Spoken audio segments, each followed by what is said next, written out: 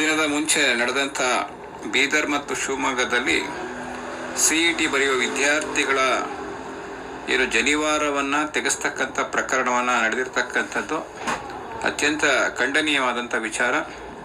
ಜನಿವಾರ ಅವರ ವೈಯಕ್ತಿಕ ಆಚರಣೆ, ಗಾಯತ್ರಿ ಮಂತ್ರದ ದಿಶಕ್ತಿಯನ್ನು ಪಡಿತಕ್ಕಂಥ ಒಂದು ಪ್ರಕ್ರಿಯೆಯಲ್ಲಿ ಜನಿವಾರ ಪ್ರಮುಖವಾದ ಪಾತ್ರ ವಹಿಸುತ್ತೆ.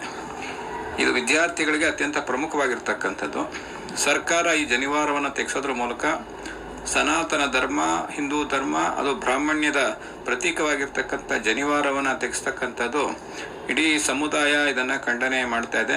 ಸನ್ಮಾನ್ಯ ಸಚಿವರು ಇದ್ರ ಬಗ್ಗೆ ಕೆಲವು ಸ್ಪಷ್ಟೀಕರಣ ಕೊಟ್ಟಿದ್ರೂ ಸಹ ಅವರ ಒಂದು ಸ್ಪಷ್ಟೀಕರಣ ಏನಿದೆ, ಆ ಅಧಿಕಾರಿನ ಸಸ್ಪೆಂಡ್ ಮಾಡೋದಿರ್ಬೋದು, ಏನಾಗಿರ್ಬೋದು, ಆದರೆ ಈ ರೀತಿ ಆಗೋದಕ್ಕೆ ಯಾಕೆ ಬಿಟ್ಟರು?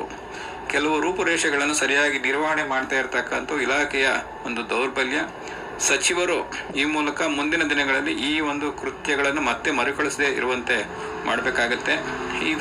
ಇವತ್ತು ಸರ್ಕಾರ ಯಾವ ರೀತಿ ಅಂತಂದರೆ, ಅಲ್ಪಸಂಖ್ಯಾತರ ತುಷ್ಟೀಕರಣ ಮಾಡ್ತಕ್ಕಂಥದ್ದು, ಬಹುಸಂಖ್ಯಾತರನ್ನು ಇವತ್ತು ಜನಿವಾರ ತೆಗೀರಿ ಅಂತೀರಾ, ನಾಳೆ ಶಿವದಾರ ತೆಗೀರಿ ಅಂತೀರಾ, ನಾಳೆ ಉಡ್ದಾರ ತೆಗೀರಿ ಅಂತೀರಾ, ನಾಳೆ ಯಾಕೆ ಪಂಚೆ ಉಡ್ತೀರಾ ಅಂತಕ್ಕಂಥ ಪ್ರಶ್ನೆನೂ ಸಹ ನೀವು ಮಾಡೋ ಸಾಧ್ಯತೆಗಳಿರೋದ್ರಿಂದ ಈ ಅಲ್ಪಸಂಖ್ಯಾತರ ತುಷ್ಟೀಕರಣದಿಂದ ಸರ್ಕಾರ ಒಂದು ದುಸ್ಥಿತಿಗೆ ಬರ್ತಾ ಇದೆ.